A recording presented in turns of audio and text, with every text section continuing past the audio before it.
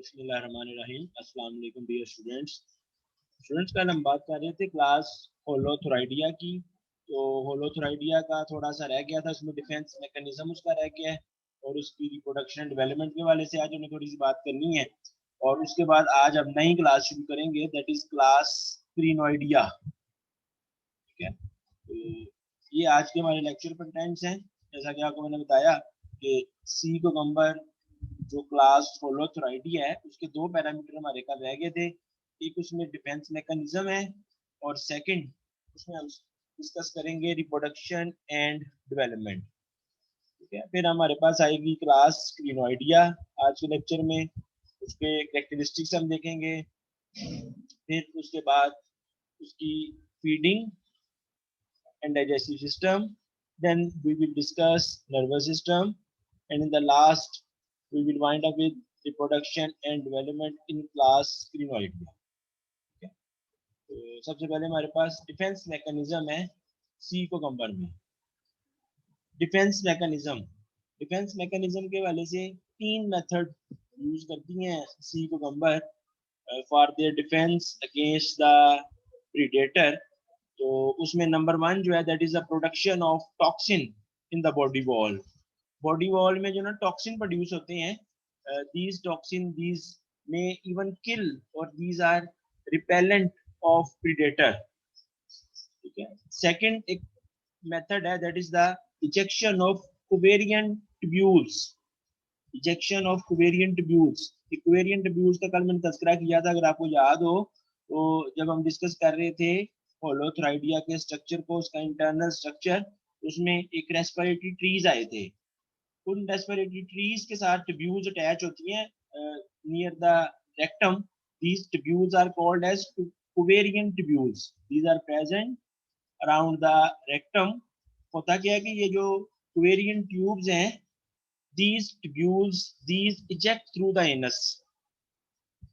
Ovarian tubules these eject through the anus, rectum के पास होती हैं तो anus में से ये बाहर निकल आती हैं।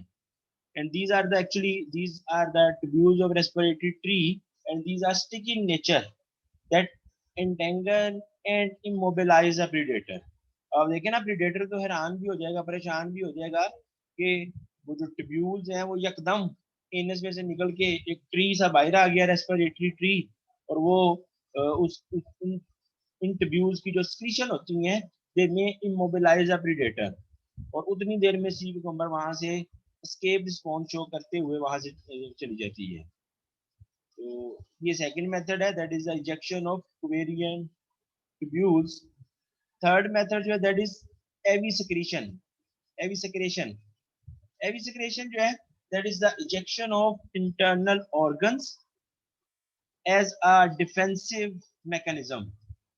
Evisceration is the ejection of internal organs as a defensive mechanism. देखें, प्रे और प्रीडेटर के दरमियान में एक रिलेशनशिप होता है जिसको हम प्रीडेशन कहते हैं। तो प्रे जो ना वो लाजमी कोई ना कोई कोशिश तो करता है कि किसी तरीके से मैं प्रीडेटर से बच सकूं। ठीक है, उसमें भी कुछ डिफेंस मैकेनिज्म होते हैं, जैसे प्रीडेटर के अंदर कुछ अटैक मैकेनिज्म होते हैं। इस तरह जो प्रीडेटर होता है तो उसके अटैक मैकेनिज्म, प्रे के पास कुछ डिफेंस मैकेनिज्म भी होती है। ठीक है, उनकी हम बात कर रहे हैं। जैसे ये एविसेक्रेशन है। एविसेक्रेशन में क्या होता है कि जो बॉडी के इंटरनल ऑर्गन है दीज कम आउट। ठीक है, इन इंटरनल ऑर्गन्स में कौन कौन से ऑर्गन शामिल हैं? There may be expelling of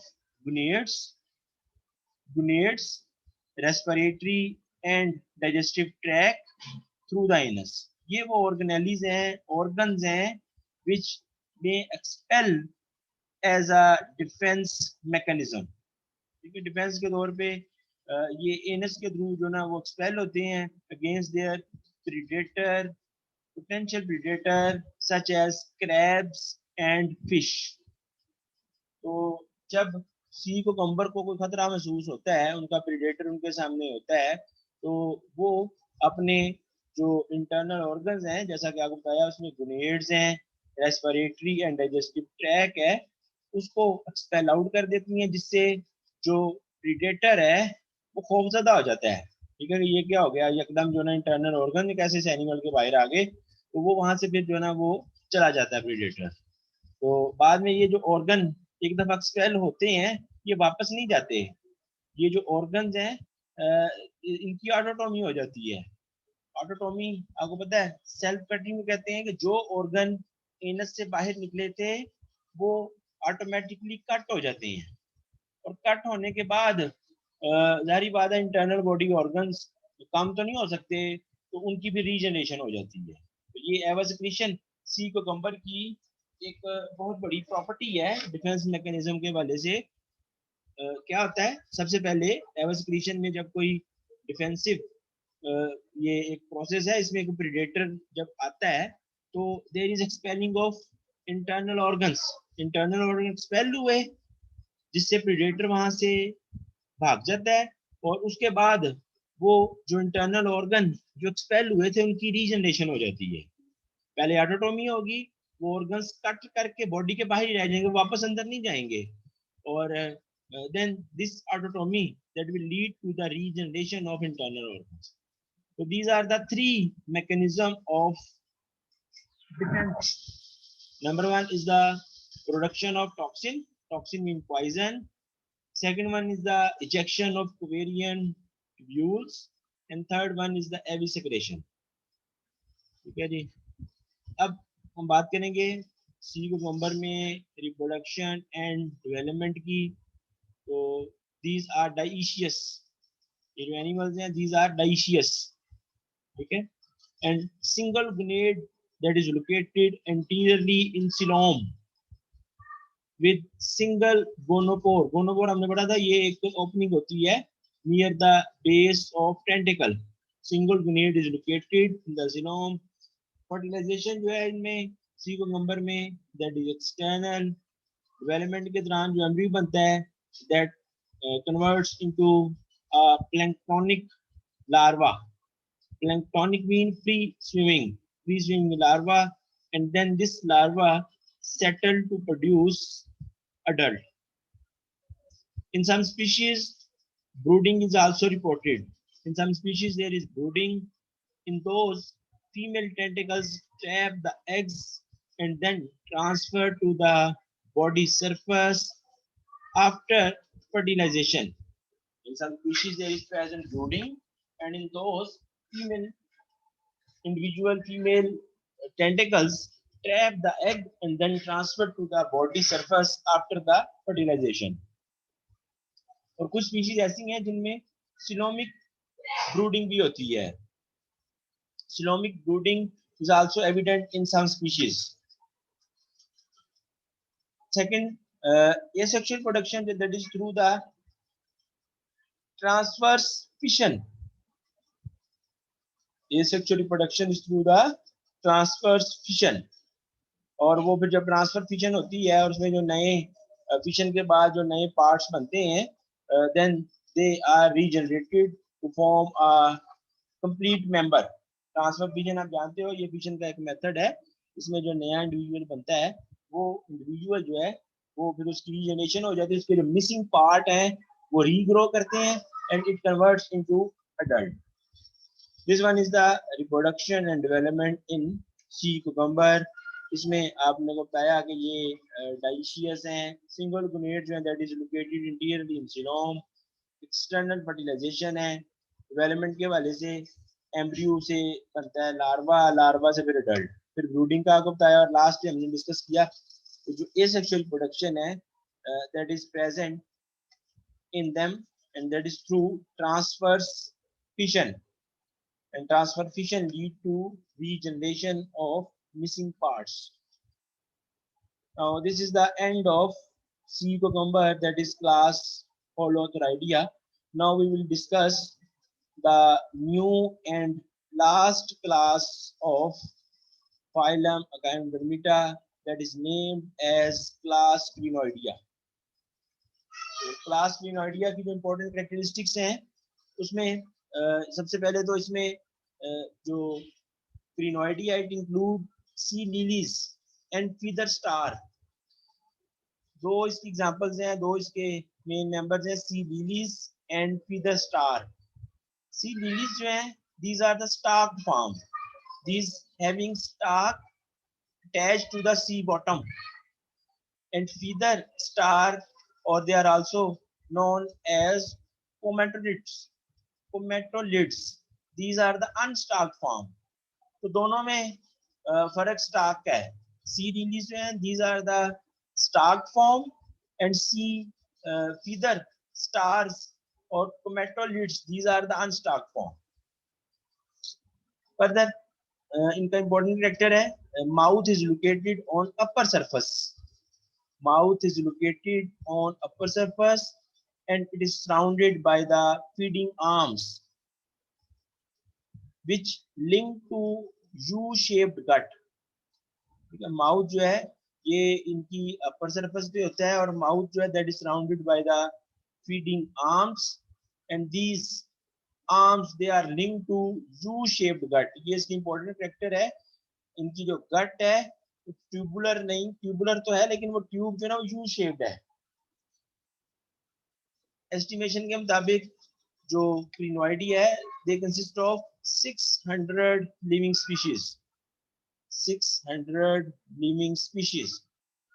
Crinoidea, they were abundant in Paleozoic era. Paleozoic era में इनमें रिच डाइवर्सिटी थी. ये तकरीबन 200 से 600 मिलियन ईयर अगो का पीरियड है Paleozoic. Another important character is two feet present in both arms and pinnules having no suction pad. ये आगे चल के हम देखेंगे. पिन्यूल्स जो ना बेसिकली फाइन ब्रांचेस को कहते हैं. ट्यूब फीट जो है these are present in both arms, while pinnules having no suction pads. Tube feet जो है these hold and manipulate food. Manipulate mean इकट्ठा करना. ट्यूब फीट जो है they hold and manipulate the food. Further, feather star जो है they lack stalk. आपको मैंने शुरू में बताया था कि ये जो feather star है that is without stalk, unstalked form है, and these show swimming and crawling. Movement उनमें जो है that is through swimming and crawling, and its aboral end of crown has ring of root like सिराई. ये देखिएगा, ये जी हमारे पास आपको ने बताया दो फॉर्म्स हैं क्रिनोइडिया में. एक सी लिली है, ये आपको सी लिली नजर आ रही है, and this one is a feather star. तो this one is a stalk form. आपको मैंने यहाँ बताया था कि ये जो सी लिली है इसमें स्टार्क होती है, और स्टार्क के through they are attach to the sea bottom. तो ये देखें आपको ये स्टार्क नजर आ रही है. And this one feather star that is without stalk. तो जो सी लिली है ये इसका जो अपर पार्ट है that is called as crown because of its resemblance with crown. Crown आपको पता है ताज को कहते हैं, तो इसकी क्राउन की शेप है. और सेकंड जो मेन पार्ट है दैट इज स्टार्क. ठीक है. And stalk consist of hold fast.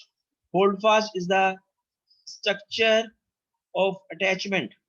ये वो स्ट्रक्चर है जिसने बॉटम के साथ जाके यहाँ से अटैचमेंट होनी होती है. And this one is the columnal, that is the stalk structure. Columnal is the stalk structure. And crown जो है that consist of pinnules. Pinnules जो है these are the very fine branches, very fine branches. और ये उसके arms हैं जिसके ऊपर पिन्यूल्स लगे हुए हैं. अभी आपको बताया था आर्म्स जो है they are provided with 2 feet, and below the arm there is present aboral cup. This one is the aboral cup. Sea lily consists of two main parts: crown having pinnules, arms, and aboral cup.